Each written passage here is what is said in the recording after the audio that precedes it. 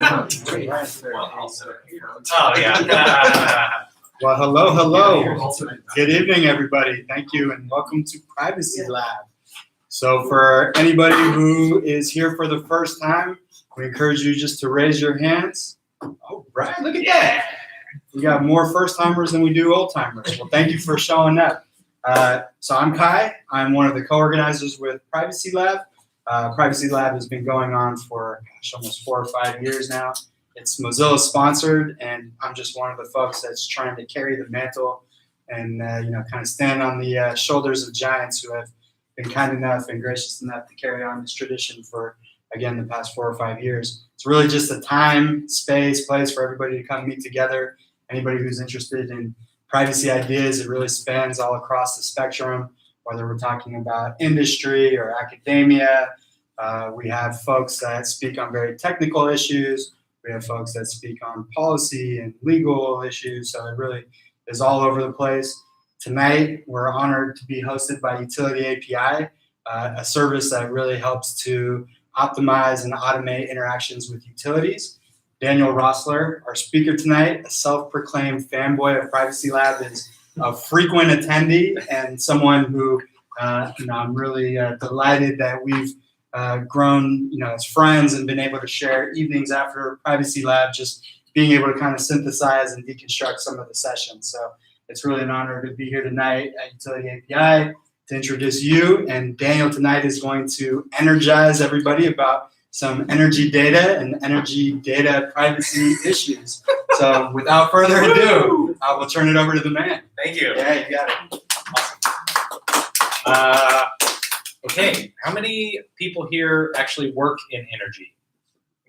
Awesome. So not the majority of the room. This is amazing. So what I like to do in a crowd like this is I want to take you on a little bit of a journey around energy data, the energy transition, climate change, and how that affects energy data privacy. Because something has been happening over the past couple of decades, and the momentum that is growing in the fight against climate change is really catalyzing the need to really start thinking about energy data and energy data privacy specifically. And so I'm basically going to spend the first half of the talk kind of taking you through that journey about how we got to the point where you should care about energy data privacy. And then I'm going to go into where we kind of go from there. Okay? So I know that most of the people who work in energy probably know this chart, and you probably can't read it. That's completely okay. But this is the IPCC chart, which is the carbon cycle, right? So this is how many gigatons of carbon go out from the ocean and into the atmosphere, and go from the atmosphere into the land and the ocean, and all of that sort of stuff. And so this has been released on a yearly basis, and it's continually updated, and it's one of my favorite charts ever. But to kind of summarize it, in general, the natural cycle around carbon is about 200 gigatons of carbon go from the land and the water into the air, and go from about 200 gigatons of carbon go from the atmosphere get absorbed into the ocean and the land. That's how the carbon cycle works. But what we've been doing as humans is we've been injecting, right now, it used to be 8, now it's about 10 gigatons of carbon per year into the cycle by basically taking what's called sequestered carbon. So sequestered carbon is basically oil and gas and coal and things that are carbon that is stored in the ground, and injecting it into the carbon cycle. And that is what is causing CO2 concentration to rise in the atmosphere. Okay, so that's just like a climate change 101 on how climate change works. And so this is actually what it looks like. This is over the last couple of 100,000 years. And then this little graph right here, this little spike right here, is the increase that has been caused by us injecting carbon into the carbon cycle. So this is basic science. This has been known for a long time. Anybody who tells you otherwise is fake news. So this is what the future will look like. And so this is where we're going now. This is the IPCC report on what the potential scenarios are for if we lower emissions to certain levels, what will the impact be? And it goes all the way from 6 degrees C increase in kind of a status quo, let's burn everything we got scenario, all the way down to a less than 2 degrees C, which is what the Paris Accords really try to gun for. Okay, and so here's where we are now. This is, I think, 2018 or 2017. And so we can kind of branch off from here, but if we are ever going to hit the 2 degrees C net goal, we have to emit less and less every year going forward, okay? And so this is what the carbon emissions graph looks like going forward if we're going to hit our targets for Paris. And so it's basically like a very steep drop-off in the 2020s, woo, all the way down to actually below what we were previously. Right? I think this is the 20, I don't know what the net zero is here. It's probably 2080 or 1980 standards, 2000 standards. But anyway, the point of this is that it's we have a huge amount of drop off that we have to do if we're going to hit any sort of a survivable level of climate change, at least for humans. Okay, so as a little bit of a reference, so back here at the first slide, I had sequestered carbon, so that's 750 to 1,500 gigatons of carbon, and so that equates to about an equivalent of 2.79, because CO2 has 2 oxygens on it instead of just carbon, gigatons of CO2 stored in the ground. And if we're going to hit our carbon goals, we can only pull up about a third of what is proven reserves in the ground. And so that's actually considered an economic bubble, where you have all of these assets that are already on the books of oil majors and coal companies and natural gas companies that they already count. And in order to hit climate goals, about 2/3 of those actually have to be stranded. You're never going to pull them out of the ground in the first place. And so that's considered an economic bubble that we are not necessarily expecting right now. So that's one of the things that, like, I think that a lot of people don't realize is that we're going to have to leave a lot of stuff in the ground that we already know is there. So that's the recap of climate change and the economic problem we're in. So my favorite joke about climate change is they say we won't act until it's too late. Luckily, it's too late. So this kind of frees us up to the expectation that we should be acting with great fervor. And so what can we actually do about it? What do we need to do about it? All of that sort of stuff. Luckily, we are saved by innovative technologists and scientists and financial analysts and stuff like that. So this is one of my other favorite graphs. This is the energy usage in the US as of 2017.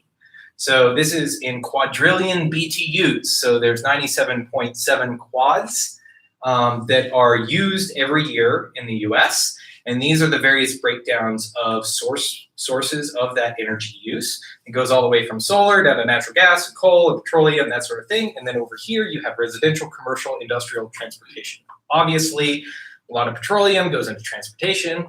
But then the thing you also don't realize is in electricity generation and transportation and industrial, a lot of that is rejected energy as heat, right? Because when you burn your car, it's not perfectly efficient. Over 50% of the heat or energy expended in the petroleum in your car goes into waste, right? It doesn't actually propel your vehicle forward. Only a minority of the energy of that does. So I love this graph. It's one of my favorite graphs. It's called a Sankey diagram. Anyway, so, but if you actually count up the numbers on this side, about 80% of the numbers on this side are fossil-based fuels. And so if we are going to meet that gigantic drop-off of carbon emissions over time, that 80% has to go to 0% in the next 15 to 20 years, right? And so that is, I don't know, how long has it been since you've been in high school? Probably that amount of time. And so that is an incredibly short amount of time in order to actually pull this off, which sounds like a fantastic economic opportunity for a wonderful startup. Because the amount of growth that you have to achieve is astronomical. So this is by the Rocky Mountain Institute. This is actually a projection of what you would have to achieve if you actually wanted to pull that off. And so this starts at 2010, so we're about right here. And we've actually seen a substantial amount of growth in renewables. But if you look over at the right, so renewables is not just the hugest portion, right? You have a huge amount of efficient technologies, energy efficiency, more productivity, better design factors. And so the vast majority of the makeup that you have to make to get off of fossil fuels is not necessarily solar panels. It's going to be energy efficiency. It's going to be battery storage. It's going to be a lot of different stuff. So, but renewables is still, like if you look at the size of this graph, this wide, and the size of this wide, is renewables will actually be bigger than oil at the end of all this. And so that's awesome.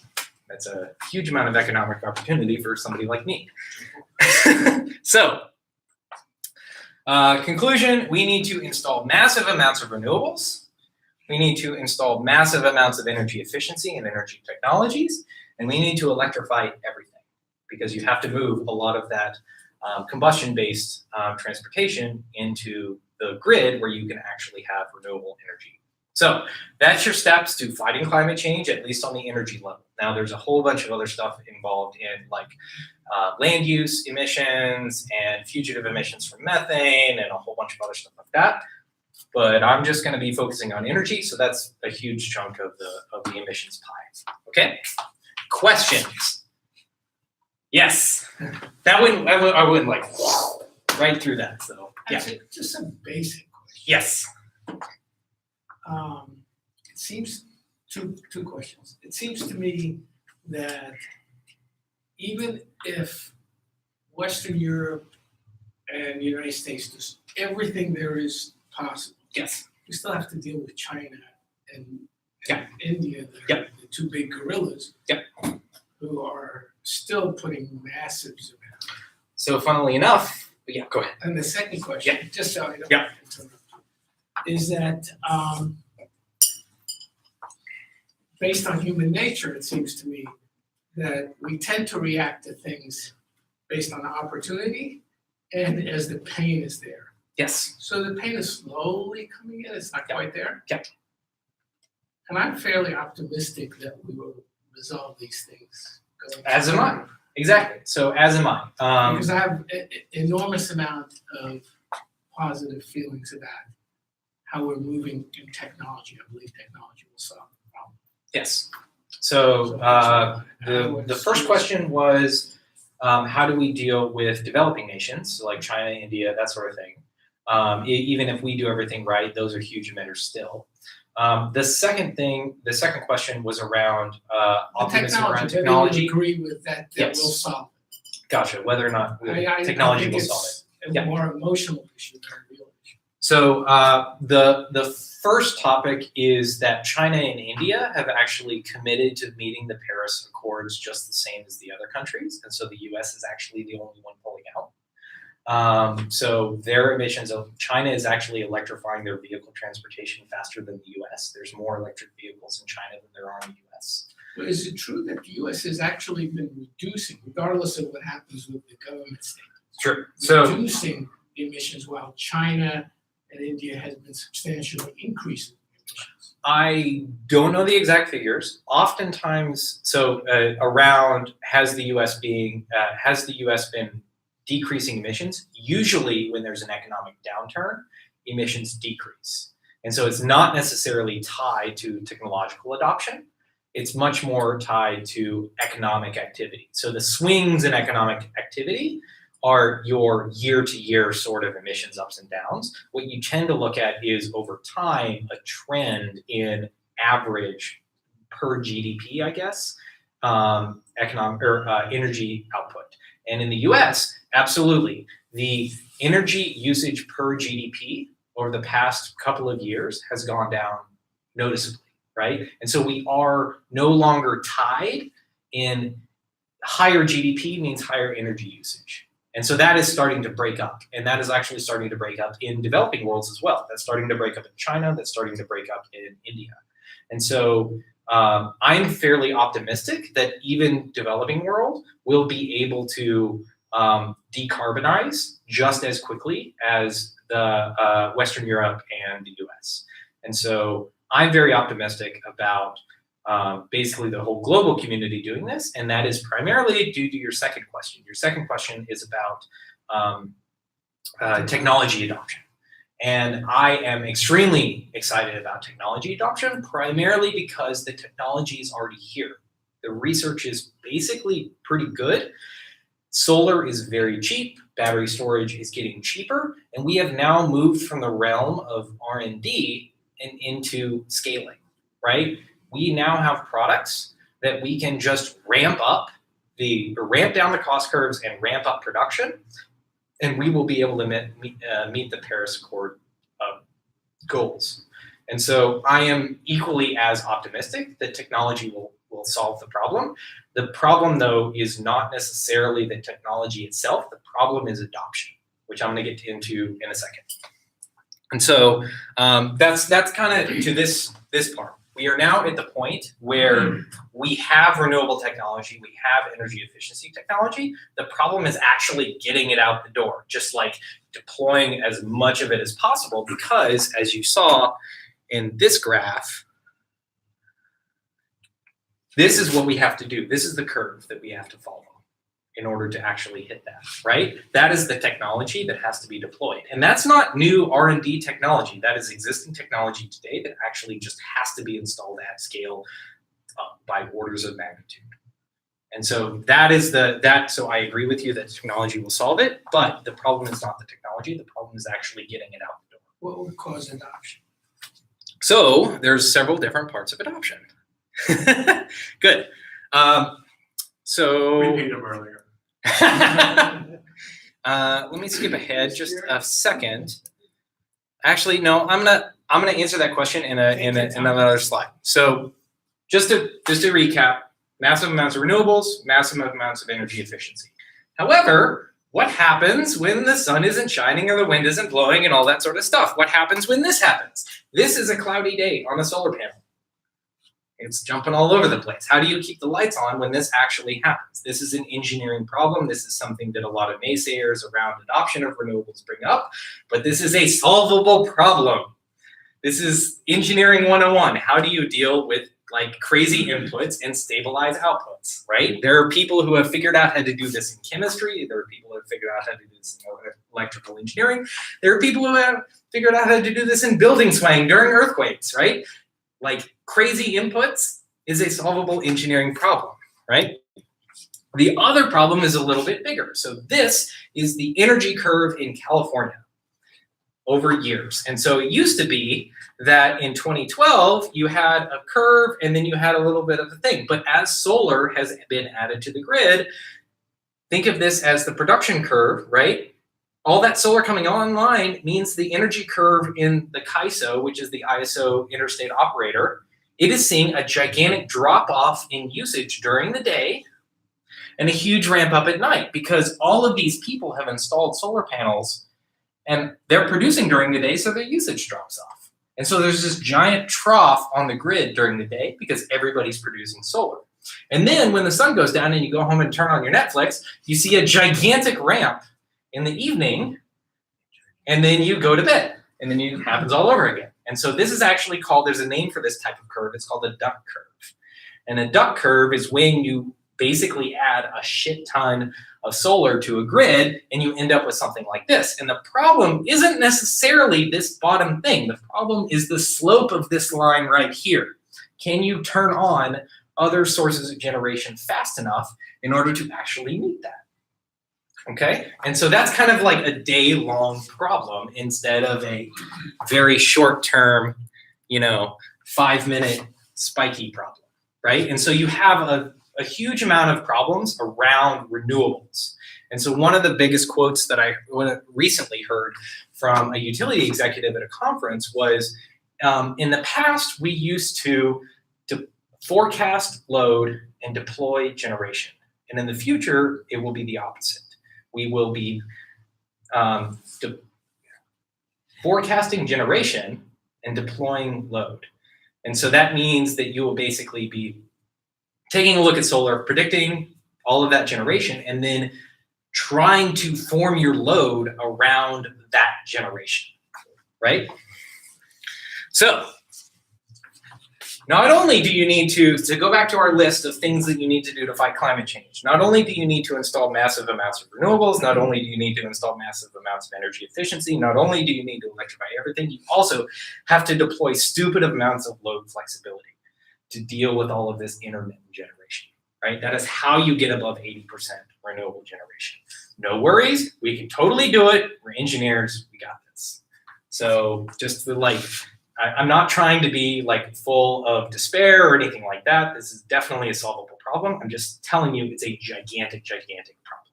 Energy is what I think Bloomberg called this a $13 trillion transition. So it is a gigantic, gigantic industry and undertaking. It's going to happen in the next 10 years. I'm so excited.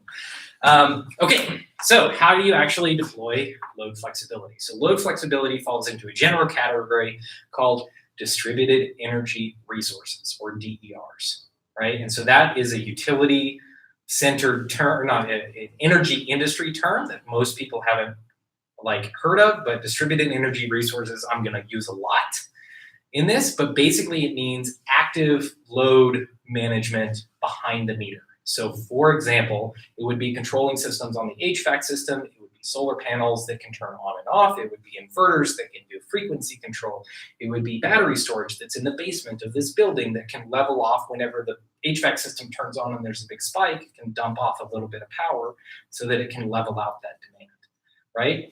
It's also smart things like compressors on commercial refrigeration. So for example, if there's a cloud passing overhead, right, at this thing, right? So say there's a big cloud passing overhead here, you can basically send out a signal and tell a commercial refrigeration thing, hey, don't turn on for the next 15 minutes. And it's like, okay, and then it doesn't. And then the cloud passes and then you can turn back on and you can turn on your generation. Okay, that's what deploying load looks like. And so in order to actually get to the penetration of renewables that we need to hit in order to meet Paris, we actually need to add not only a huge amount of renewables, but a huge amount of load flexibility on top of that. Okay, so that means that you have to deploy a whole shit ton of stuff behind the meter. That is where we come in, right? So now that I've gone kind of through the whole rigmarole of how climate change works and why there's a need for this and everything like that, we are now to the point where we need to deploy a ton of DERs. Okay, so how do you deploy DERs? To answer your question. First, you need to go find customers and you need to get them to agree to buy your thing, right? And the vast majority of customers spend only about 8 minutes a year thinking about their energy usage. So that's your classic O-Power statistic, right? And so nobody cares about this. In fact, it's very, very low on the list of political priorities. Even the Democratic Party has on their list of priorities, climate change is always oh yeah, whatever, but nobody ever votes on it, right? It's always number 5 or 6 on the list, right?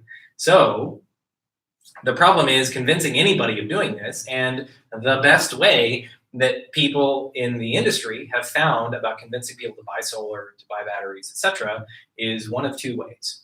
Number 1 is safety. So we've battery backups, that sort of thing, peace of mind is one area. The other area is economic savings, if your things are actually cheaper than the grid. And both of those things are now true, especially the second one. And the second one is how you get over the early adopters and cross the chasm into the major 90+% adoption, right? That's how a CFO of a building of Walmart is not going to buy solar unless it's economically advantageous, right? And so that means you have to present an economic case in order to deploy these assets, right? And that's where we come in. So basically what we have to do is on the first half, you need historical utility data to create a baseline to do a feasibility study on whether or not somebody would benefit by buying your energy product, right?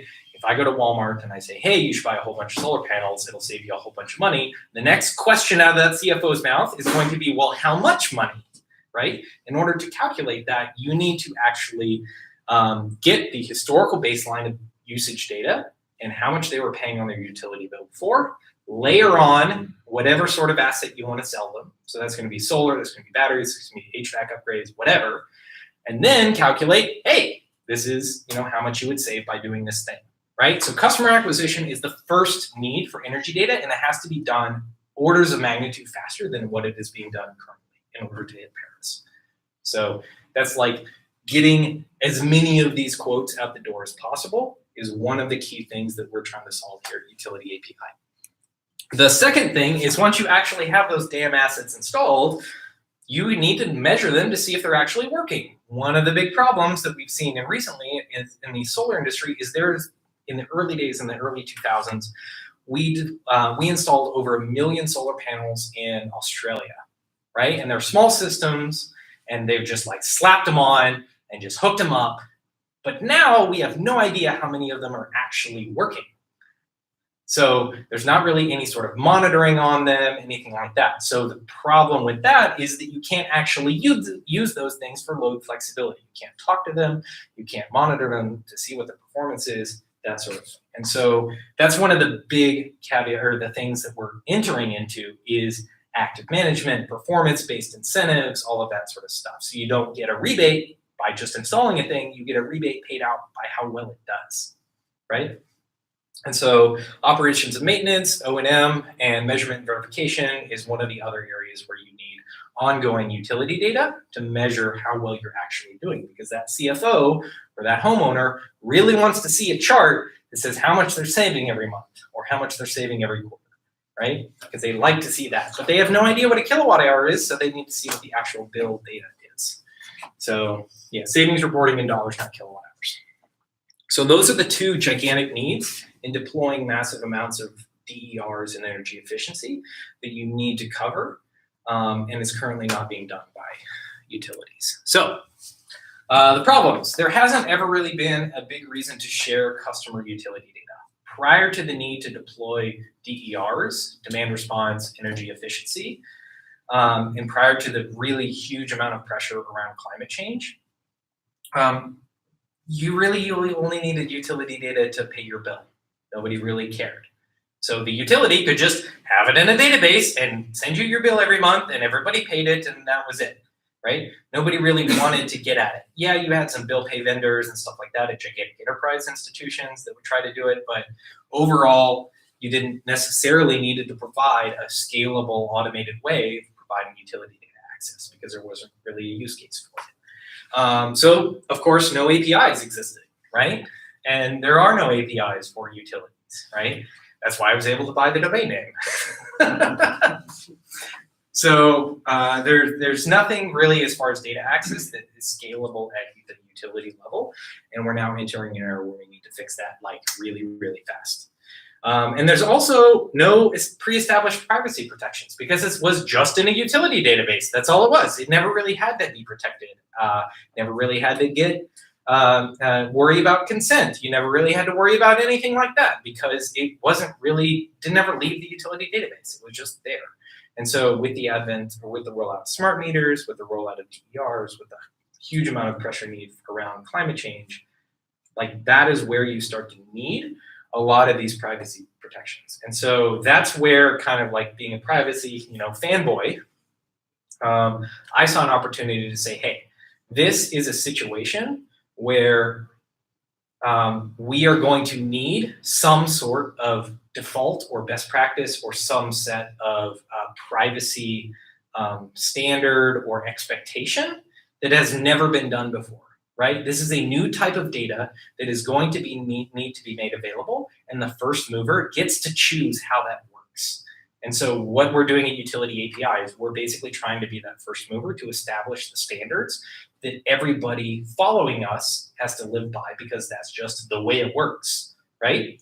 And so the example that I like to, the two examples that I like to do in this sort of situation is first around healthcare data, right? Healthcare data from the beginning was set as you need a lot of consent in order to get access to it, right? If your doctor needs to share with another doctor, they need to get your consent in order to do that, right?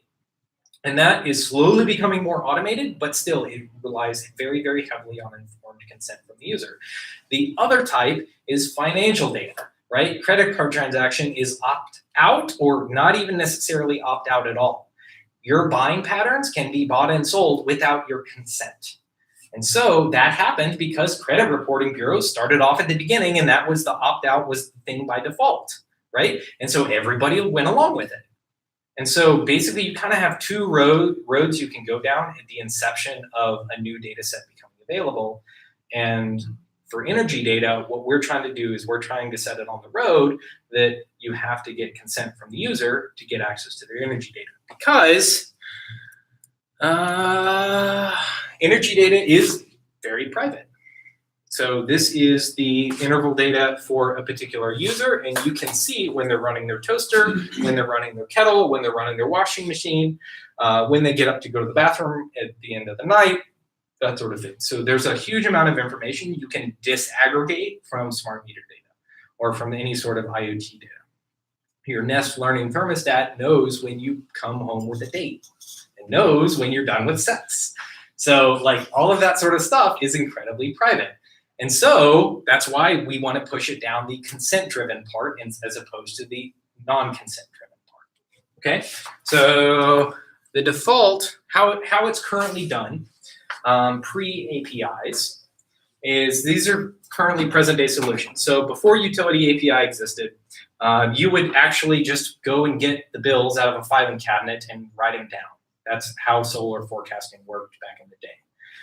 Usually you would just say, hey, do you have a latest bill? And then you would write it down in your folder, and this is actually a picture of somebody who's written down energy usage on a notepad. The second one is paper data request form to utility. So if you're a big enterprise company, you want to request a lot of data from utility, you would literally have to fax a paper form into the utility, and you still do if you want to use that method. So it's still a fax is involved. The next one is the most common one nowadays, and is actually the majority of the stuff that UtilityAPI focuses on as we build up our API solution, is login credentials. So right now, utilities are very similar to the banking industry. And right now, banks don't really have a whole lot of API usage. And so what we're having to do in the utility industry is very similar to the banking industry with places like Yodlee and Plaid and Mint and everything like that, is just ask for access to the online account and go in and pull the data from that way, right? And so that is obviously has a lot of privacy concerns around it, because you're probably, even though your energy data, you probably don't care that much about as far as like how much you paid on your bill, but you probably use that login for other things, right? Most people use the same login everywhere, right? And so that's a big problem right there. That's a big risk, and it's a big security concern. And so like these are kind of the default standards for most data access now in deploying all of these DERs. And so, yeah, I went through all of this. Interval data is very private. Bill data reveals your credit. There's actually a company that is trying to build credit scores based on your payment history. And so it's trying to collect data and sell it to hedge funds and stuff like that around credit score and bill payment history. And so that's another one that's a little bit of a privacy concern, because usually you pay your utility bills first, so they know how well, like, where you are in the privacy or on the credit rating scale of, I'm not going to pay my credit card bill, but I'm going to pay my utility bill, that sort of thing. And it's also kind of a proxy for commercial credit as well, credit ratings as well, how often a commercial entity pays their utility bills. And then, of course, login credential reuse, that's obviously a security concern as well. Okay, so there's another aspect to this, which is ownership concerns. So who actually owns the data that you generate? Who owns your bill data? Who owns your interval data? Is it you? Is it the utility? It's actually mixed. So there was one ruling in California in the Ninth Circuit that basically said that the DEA can go to a utility and issue a subpoena and get your interval data, because apparently the data is the utilities. Then in Wisconsin this year, there was another Supreme Court or District Court ruling that said that your smart meter data is actually protected by the Fourth Amendment, but your utility has special warrantless access to it, but you still need a warrant if you're not the utility.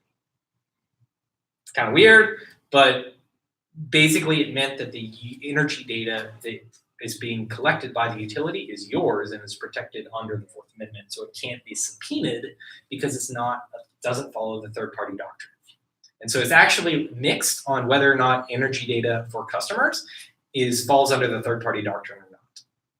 So who knows? we'll see. That's a big area. So that when I'm saying that that this is like entirely new law, it is actually entirely new law because nobody really cared about it before. It was just used to pay bills, and now that it's actually needed, it's becoming a thing. So the second one is who owns your smart energy device data? Who owns your production data for your solar? Right? That is completely unknown. There's very little case law around that as well. Currently, a lot of inverter manufacturers claim that it's their data, but it's also like kind of like software licenses and like you paid for it. So I don't know, maybe, who knows? Maybe if you like rent it, it's their data, but if you get a loan, I don't know, who knows? So as far as like energy device data, we have no idea who owns it because there isn't a lot of case law around that. In fact, this is a DEF CON talk about a guy who hacked his own inverter and talked about how insecure IoT is. So I'm not going to get into IoT cybersecurity, but I'm sure there's a lot of stuff around that. And buy me a beer afterwards, and I'll talk about IoT security. Or just drink our beer. Oh yeah, just drink our beer. My favorite saying about IoT is the S in IoT stands for security. So anyway, so also there's the GDPR, right? Utilities have no idea, right? If utility interval data is personally identifiable and you have the right to be forgotten, and you need utility bills in order, like the utility needs to get that data in order to charge you money, like how does that square with the GDPR? Can you request the interval data be deleted before they bill you? I have no idea. Maybe it's a legitimate business purpose. Anyway, the GDPR doesn't really take into account a lot of the infrastructure around energy data, especially around smart grid, right? If you want to integrate your energy data into a smart grid to do things like load forecasting and all of that sort of stuff, do you have the ability to opt out of that? Can you tell a utility, I don't want you to use any of that data in order to, do grid flexibility, right? But that's something that they actually need to do to keep the lights on. And so there's a huge amount of unknowns in GDPR as far as energy data. So that's, conclusion, going back to our original list, you need to install massive amounts of renewables, you need to install massive amounts of energy efficiency, you need to electrify everything, and you need to deploy stupid amounts of load flexibility, and you need to not destroy customer privacy in the process. So now we are to the point where this is all relevant to privacy. So thank you for following the journey. And now I'm going to go over some possible solutions. So the first one that I want to talk about is an energy data privacy program in the US called DataGuard. This was started by smartgrid.gov, working group at the Department of Energy. And basically what they did is they came up with a voluntary code of conduct, right? So it's a voluntary code of conduct, but basically what it does is it describes various guidelines that you should be following whenever you are handling private customer energy data, right? The first one is scoped consent, disclosure, and transparency. So scoped consent basically means that you are asking for permission to get this data for a specific purpose and you're not going to use it for other purposes. So it's not a carte blanche consent, which is what most social networks do, which is what most AI companies do, which is what most facial recognition companies do, all of that sort of stuff. This is a, hey, I want to sell you demand response, or I want to see whether or not solar would be a good fit for you. I want your energy data and I'm going to use it for that, but then I'm not going to use it and go sell it to a hedge fund, right? And so scoped consent is a big part of that, and the scoped part is actually one of the parts that I really, really like. So one of the things that we do in all of our authorization forms is we say, hey, we are going to collect your energy data and we are going to give it to this company here, and we're not going to do anything else with it. So we actually guarantee that we don't do anything else with your energy data. We're just, yeah. Are the scopes defined in that center? Yeah, exactly. So the scopes are, actually no. It is just saying, hey, you need to clearly define what it is that you actually want to do with the data and tell the user that. And the reason I asked this is because your example of we're not going to sell this data to a hedge fund, right? So I can see a scenario where the scopes are so opaquely worded that someone's like, all right, I got privacy, but really, I just sign off and selling my data to a hedge fund. The answer to that is, unfortunately, doesn't define the scopes as trying to be limited, right? It doesn't go into any sort of data minimization or suggested ways of not doing it. So you could very well write a scope of, I want to do anything I damn well want with your data, and that would be within data card. So, but this is a very young thing, so who knows? We might there's only like 12 companies that have adopted this. So it's a pretty young thing. The second one is just around safe handling, trying to encrypt the data at rest, making sure that it's not left on the open web, blah, blah, blah. Just making sure that you have to follow some general privacy practices. So I think of it as basically the GDPR for energy data in the US. Only unfortunately it's voluntary, so there's no consequences if you don't follow it. So, it's only for those privacy conscious fanboys like me. Anyway, so that's the first thing. It's very, very young. It only came out a couple of years ago in an energy that is extremely young, right? Usually things take about 10 years to get to the point of considered being, okay. And so that's the kind of realm we're in right now. It's in its infancy. It's currently housed at the Department of Energy, but we may spin it off into a nonprofit or something like that. Yeah. As far as safe data handling. Yeah. You said it covers encryption. Does it specify what type of encryption, or is it just? It doesn't. It just says industry best practices as far as encryption. So that's going to be, I'm guessing HTTPS, and if you're connected to a server, SSH, and then if you're encrypted at rest, it's going to be some sort of AES or of a certain standard protocol. It doesn't necessarily try to go into. It's only 12 pages long, so it's not very long. It's mostly vague terms, kind of like the GDPR, I guess. GDPR doesn't specify any stuff, does it? GDPR doesn't even define all the terms that it includes in regulation. Yeah, there you go. Okay, so the second one is Green Button. So Green Button was started by the White House, and I don't know if any of y'all have ever heard of that term, but it was kind of based off of the Blue Button, which was kind of like a way to download your own healthcare data. So this is a way to download your own energy data, but has since they found that nobody actually cared to download their own energy data, it has expanded into a data sharing standard.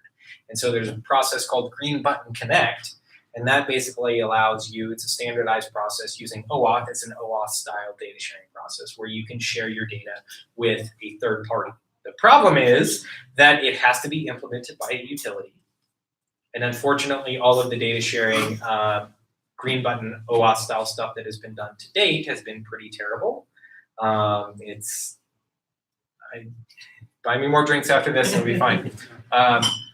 So the second one is usually it's only offered when it's mandated by a regulator. So utilities don't just hop on and offer OAuth all of a sudden, right? Just like banks, they have to be forced into it. Luckily, climate change is pushing regulators to mandate this sort of stuff. And so we are expecting, the general saying is that banks are generally 10 years behind tech as far as technology adoption, and utilities are generally 10 years behind banks, right? And so we are hopeful, I am hopeful, UtilityAPI is hopeful, that the regulatory pressure around climate change will actually force OAuth-style data access way sooner than it would have normally been adopted in just generic technology adoption curve, right? So we, in the utility industry, potentially have the ability to leapfrog banks and go into an OAuth-style data sharing scheme because of climate change. And so that's beneficial. So we can, move away from login sharing, move away from hand bills or manual data entry and into a much more automated way. And so that's kind of where we are now. We're basically gaining adoption through the traditional means. And then once we just started offering a OAuth style data access platform that utilities can buy. And hopefully as regulators push for more climate change adoption. In fact, there was a testimony that's coming out from SDG&E that they just filed that basically says that we are doing here's the cost amount for a data access platform for DERs, but we think it should only be used if the DER has shown that it has a climate or greenhouse gas emissions impact. Basically, that means that the only reason we're doing data access is because of climate change. And so had there been no climate change, utilities would have been stuck in the mud just like they always been. And so climate change is really, really pushing for OAuth style adoption, which is fantastic. The last one is us. So I get to brag about us for a little bit. So what we are doing, so UtilityAPI is a platform used by distributed energy resource and energy efficiency companies to request and download customer utility data. So we are basically the thing that you can send to the authorization that you can send to a customer to get their consent, scope consent, in order to access their account, in order to pull their utility data, in order to give them a quote or do some sort of feasibility analysis on ongoing monitoring.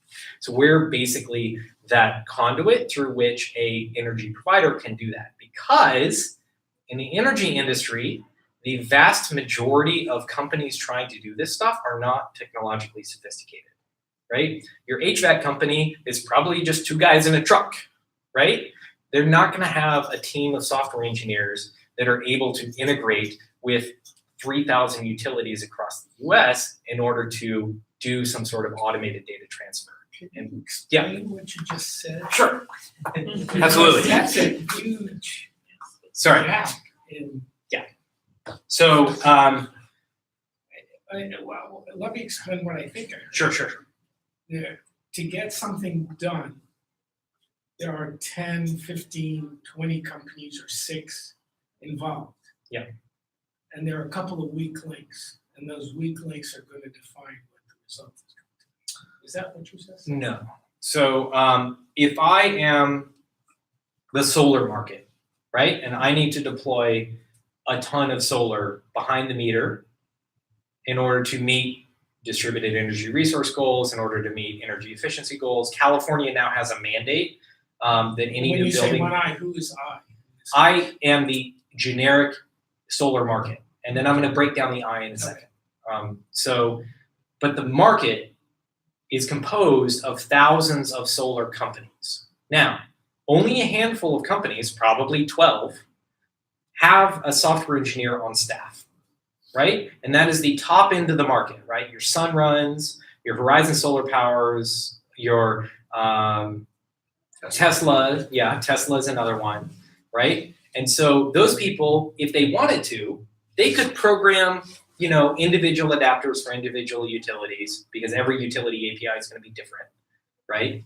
Every green button implementation that we've seen so far is different enough that you have to write your own individual code for each utility. That's a fun one.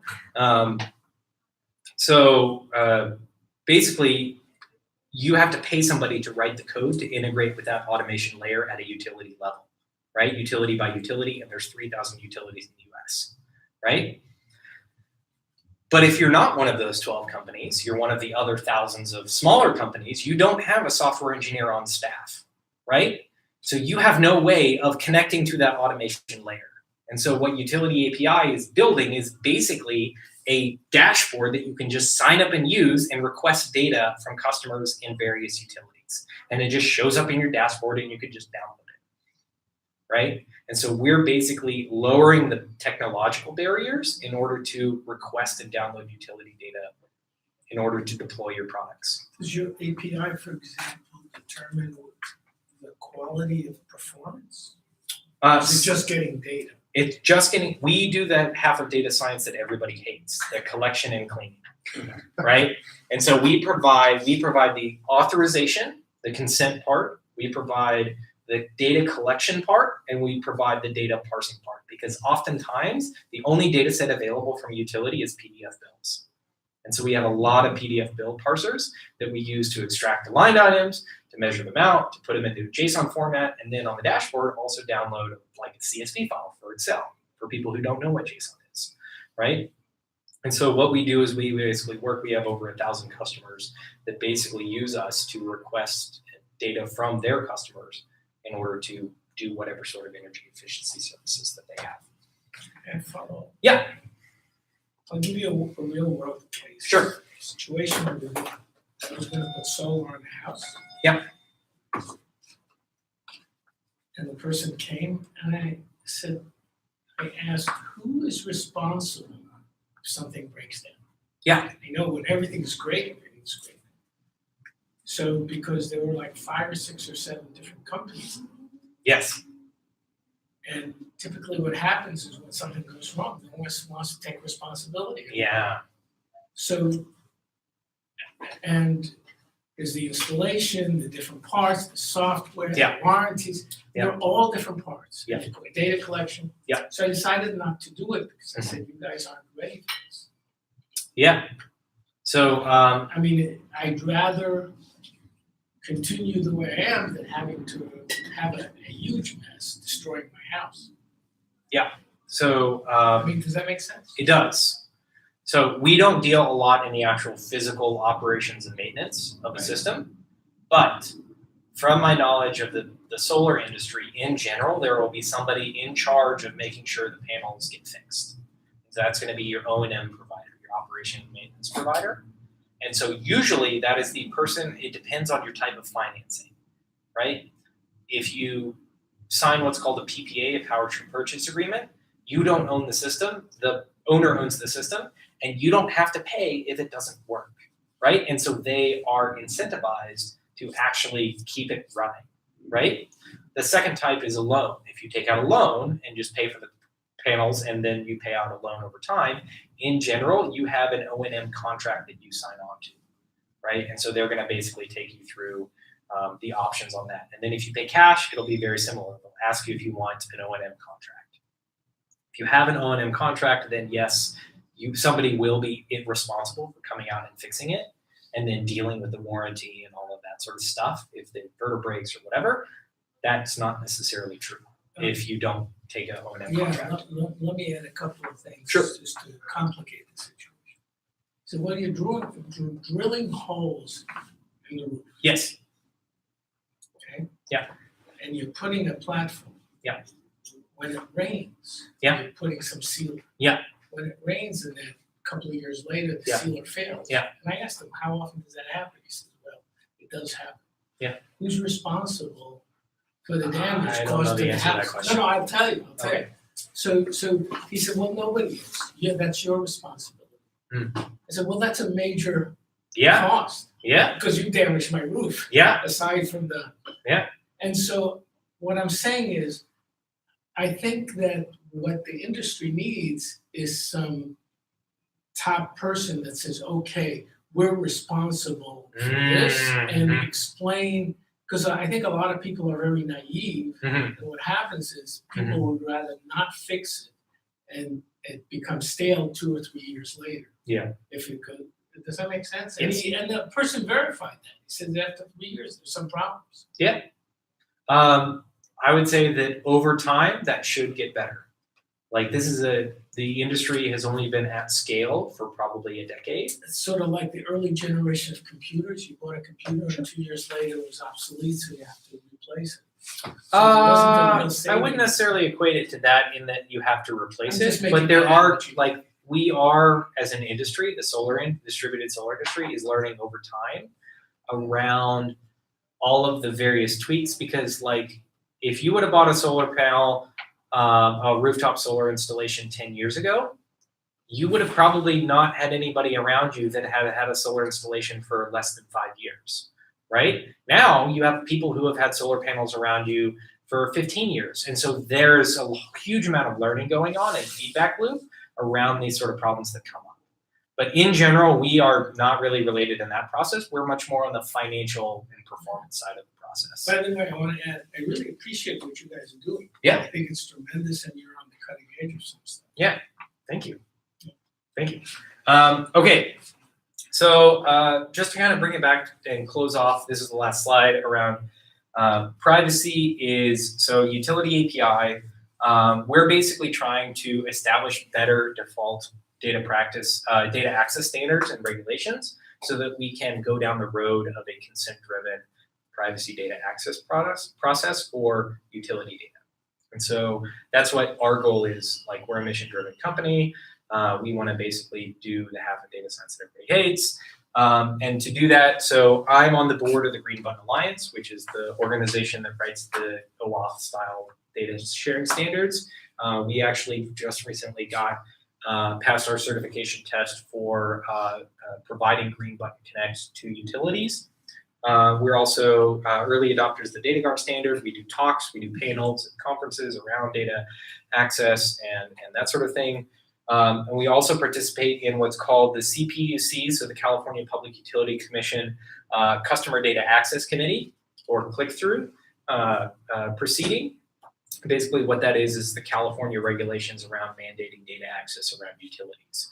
And so they started with demand response providers, but one of the current things that they're going under review right now is whether or not to expand the OAuth-style data access to all DERs and not just demand response providers. And so we basically wrote the technical solutions for that committee. So that's how we've kind of contributed back to that. So unlike tech, energy is heavily regulated, and so we're basically trying to make sure that the defaults in the regulation are set in a way that protects customer privacy as we scale up all of this deployment stuff to fight climate change.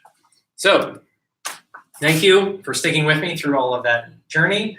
Let me know if you have any questions. I'm happy to stick around and answer any questions you have. But yeah, energy data privacy. It's a fun topic, and climate change is everything.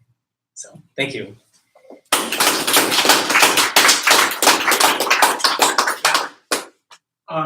Earlier you made the analogy between or comparison between HIPAA and Yes. DataGuard. Yeah.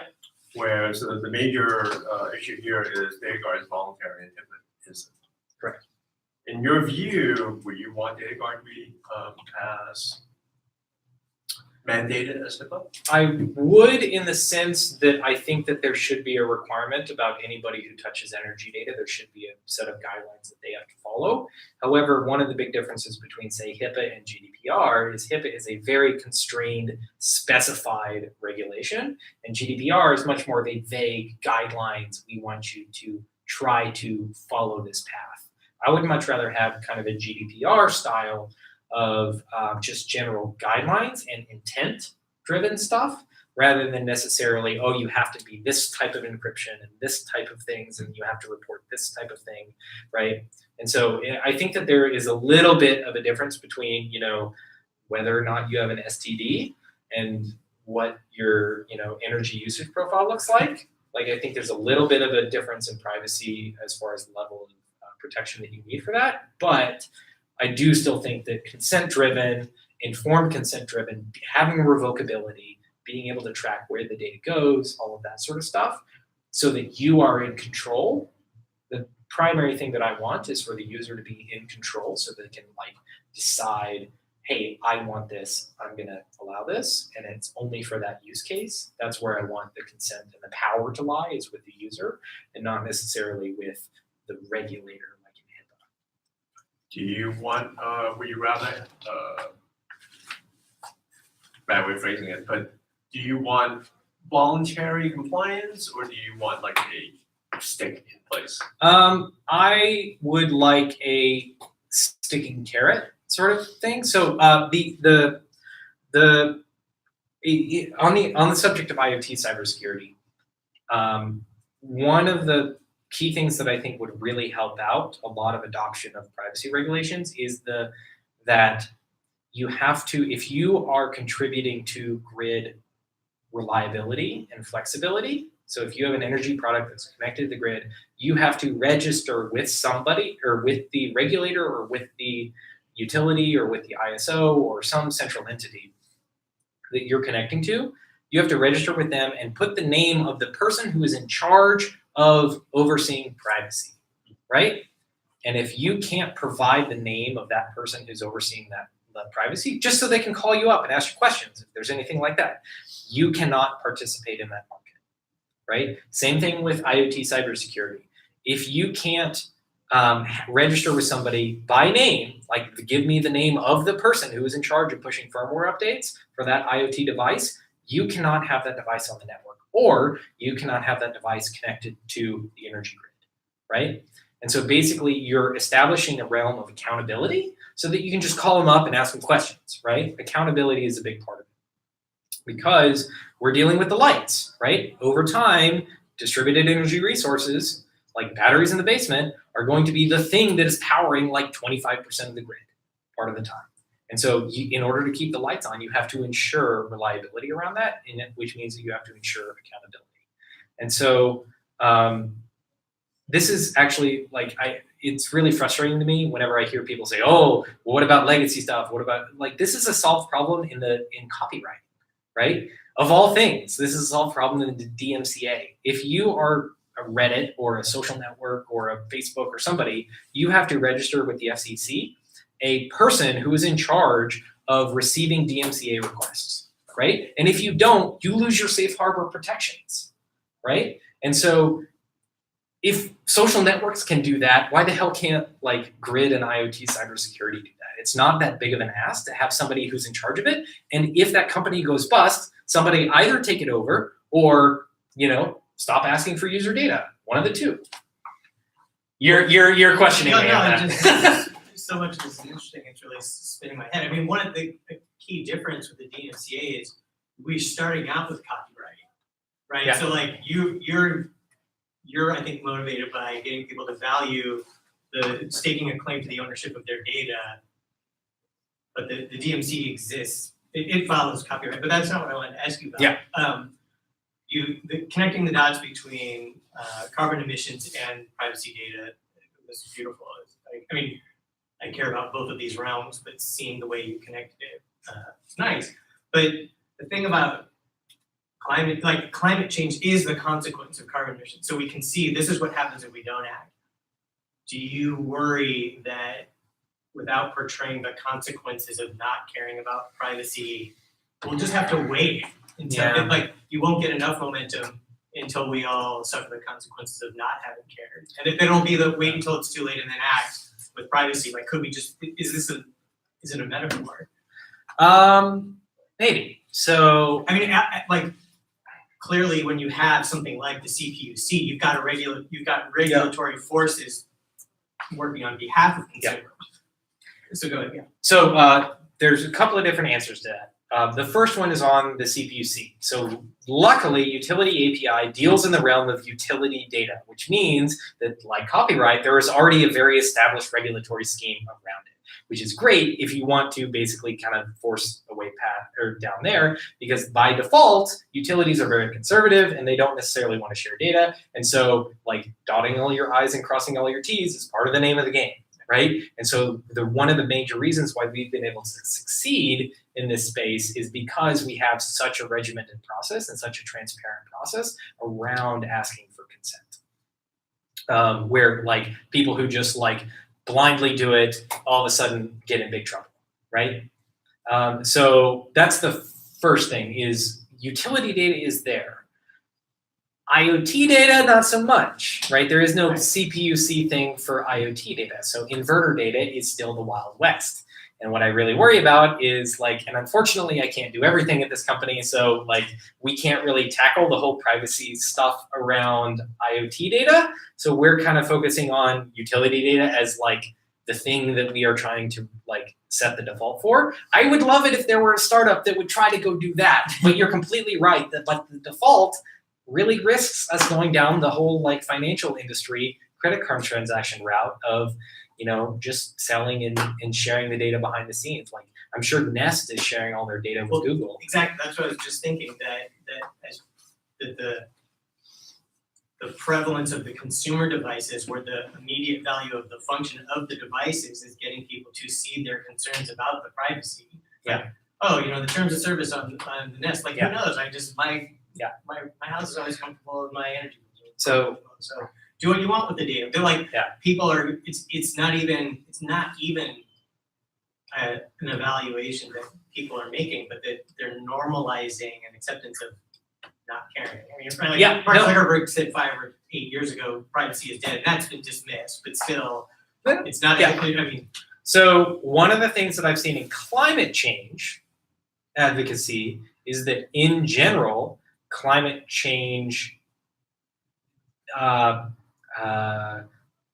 disaster advocacy or consequence advocacy, oh my God, we're all gonna die sort of stuff, right? I breeze right through that in the front because in general, you just get like so saturated with, oh my God, we only have 12 years left, et cetera, you just kind of like slough it off, right? We've experienced that over the last couple of years, where there's just like controversy after controversy after controversy, and we're just now normalized to it, right? And so controversy or consequence, normalization is something that I try to, like, especially with climate change, I don't necessarily see that as super effective. I also don't see that super effective in privacy. Right? I really try to focus on the benefits of privacy rather than focusing on, hey, Amazon is building a whole bunch of AI tech to do facial recognition that they could sell to China to impress a whole bunch of people, right? Like, I don't necessarily focus on that when I say, why is privacy good? But that is definitely a huge consequence. But if you hear that enough, you're like, it's going to happen anyway, so I guess I can just give up. I don't know. So, like, focusing on the downsides of privacy violation is definitely something that you could try. I don't know. It's super effective though. What's up? How wide or narrow are you delineating between the informed scope consent and what are, like, how many different choices are available? What are the different ways, either from like a UI or UX? Are you guys assisting those choices? Just kind of curious about that. So in the UI UX, you can do a little bit of it. It's very similar to like the scopes in an OAuth string. So in OAuth, you define, so in, say, for example, you want access to somebody's Google Drive in order to, do some image conversion or something like that, right? Google offers various scopes in their, scope field of, I want read-only access, I want read-write access, I want these sort of things. We're kind of basing it off of that. We're also making sure that they know who it is that they're sharing their data with, right? And so this company, this is the contact information, all of that sort of stuff. So that if something happens, you have a receipt with who it is that you shared your data with. And so that other party, making sure that it's clear who that other party is so you can go knock on their door if you need to, that's a big part of it as well. But in general, scope string is kind of the name of the game. Okay. Yeah. Is there any engagement or interest from the, I'm not sure if you kind of touched on it before, but the companies, the inverters and the solar panel companies and the Sunruns and the whoever else who have such granular data, like often I think no more than the utilities may know about. Yeah. Are they engaged with any of these sorts of Not a whole lot, privacy no. standards, and do you see that there is any way in which they would become engaged or interested? So the way in which I see these things, or see distributed energy resources as starting to follow regulations, is if their ability to connect and get paid out for flexibility. So performance-based rate making is the buzzword of the day in energy right now. Hawaii is going through it right now because about 30% of the daily load on Hawaii is rooftop solar, or daily production, like generation on the grid in Hawaii. And so they're having to start to deal with all of this stuff before anybody else in the US. They are trying to figure out how you actually communicate with all of these parties in order to provide load flexibility, generation flexibility, and not overloading substations and all of that sort of stuff. As part of that, you could attach strings and saying, hey, if you want to get paid out from the utility in order to provide this sort of service to the utility, you have to meet these following regulations, because the utility does too. I mean, my mom used to be an administrator in a school district, and one of the arguments she would always bring up around things like charter schools or things like private schools around vouchers or whatever is that, hey, if a charter school or a voucher or a private school that wants to take vouchers can meet all of the regulations that we have to meet, then that's fine. Oftentimes, all of these private schools and charter schools don't necessarily want to meet all of the special needs requirements that they have, or all of the, low income or free and reduced lunch access that they need to have, and all of that sort of stuff. And so, if a DER wants to participate and provide grid reliability, they may have to meet these standards. And so that's the avenue by which I could see like a Sunrun kind of coming on board with something like this. But as it is now, when you're just servicing the homeowner, it's really hard to get that homeowner interested in privacy. And so we're not really focusing on that realm right now. Maybe someday, maybe another company does it. Hint, hint. It's a great startup idea. But yeah, that's not necessarily our focus. Yeah. So in relation to privacy, what do you think are the worst case scenarios? I know Sure. basically as far as keeping honest people honest. Yeah. I mean, you know, they'll steal $1 if it's in front of them. Sure. And if the door is locked, they're not gonna go through. Sure. But how do you keep the dishonest individuals or organizations or Yeah. extra countries? You know, So How do I you, think the solve that worst case scenarios we've already started to see, and that is mass deployment of propaganda that can shift elections. Right? If you have a huge amount of data on a certain class of people, you could start to sway them a certain way, which will guide them towards making decisions towards either authoritarian states or chaos or tribalism or whatever, right? And so that is the worst case scenario that I see as far as privacy invasion is if a foreign state that is bent or a bad actor like say Russia is bent on disrupting the utility grid in the US, having good data on the usage patterns of people will enable it to target disruption much more effectively and hide it much more effectively. If you can hack an inverter and just happen to go off and make it look like a cloud is overpassing, the utility will freak out, but not necessarily target, oh, that's a bad actor. And so it's when you have a huge amount of access to private information, you can much more tailor your attacks, and they're not just blunt instruments that you can then say, hey, oh my God, we got hacked. You don't necessarily have to know that you were hacked if you have access to good private data. And so that is the worst case that I see is basically foreign actors disrupting the energy grid in the US. And will we not learn our lesson about the importance of privacy until actually something like that happens? Probably.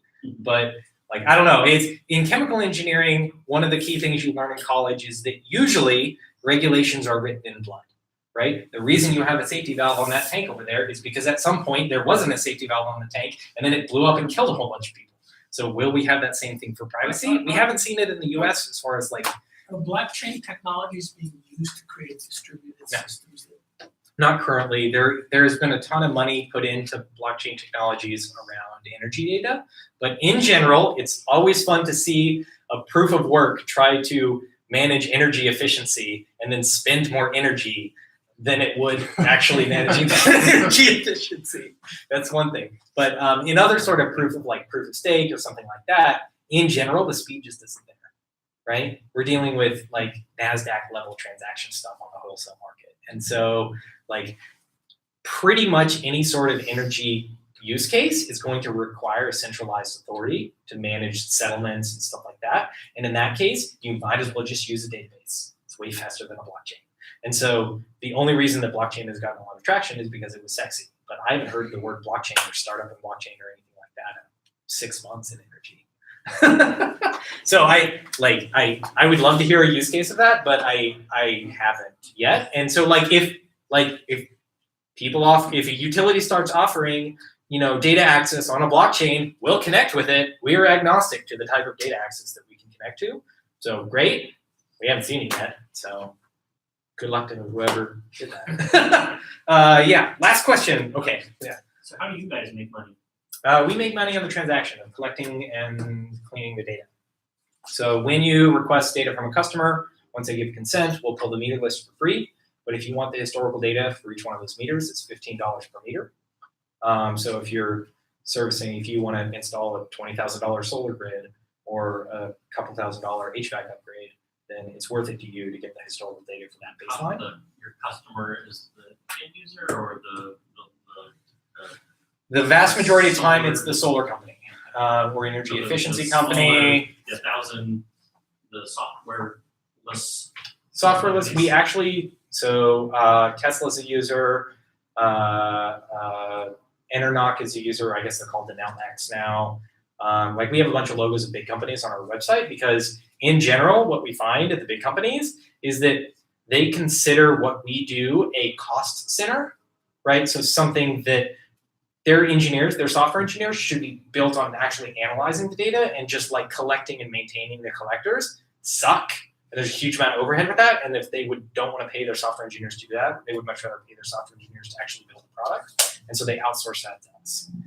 So we're basically a service provider for larger companies as well. So we do both, but in general, I would say we provide the most value for the historical data collection to the long tail. However, for ongoing monitoring, that regular asset management is what it's called. That can be automated much more. The building management, the energy efficiency space, the battery storage space is a big place because oftentimes battery storage have contracts that are savings guarantees. So it's basically like, hey, we're going to save you a whole bunch of money, and we'll prove it to you by basically doing a quarterly review, measuring the amount of money that we actually saved you and splitting it with you. And so that's how they generate revenue. So they need us for that ongoing M&D. Yeah. All right. Thank you very much, everybody. Sir. Yeah. Thank you again, everybody, for coming. Thank you to Utility API for hosting us, especially catering with some drinks and some food. Excellent. We don't have a privacy lab scheduled yet for January, so check back to the wiki for any updates. We'll get, hopefully, this presentation, the URL uploaded to the wiki, and then also the slide deck, if that's all right. Yeah. Fantastic. If anyone is interested in either providing a venue, or if you're interested in speaking or have any suggestions as to topics, please feel free to come see me in just a moment, or otherwise look on the wiki for any contact information. Always interested in rotating around the Bay Area from East Bay, San Francisco down into the South Bay, and we accommodate all different types of topics. So thank you again for coming, and thank you again for hosting and speaking. Fantastic. Yeah, thank you, everyone.